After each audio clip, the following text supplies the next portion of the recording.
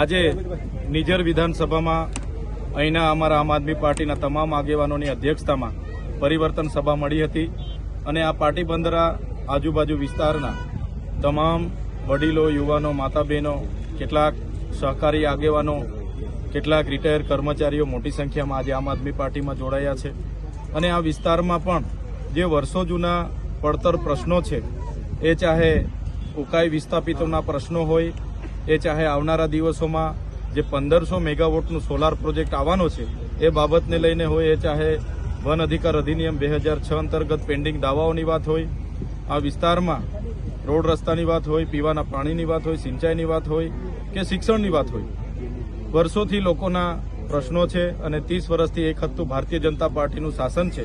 છતાં પણ એનું નિરાકરણ નથી આવતું. ત્યારે લોકોએ હવે મન બનાવ્યું છે અને આવનારા દિવસોમાં પરિવર્તન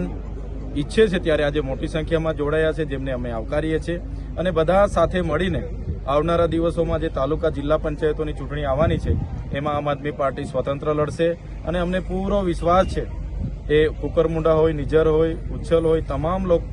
વિસ્તારના લોકો પર પૂરો ભરોસો છે. આ વખતે આમ આદમી પાર્ટી સાથે રહેશે અને આમ આદમી પાર્ટીને આ વખતે સત્તામાં લાવવાનું કામ અહીંની જનતા કરશે અને ચૂંટણી અમારા વતી જનતા લડીને અમારા લોકોને જીતાવશે એવી પૂરી અમને ખાતરી છે.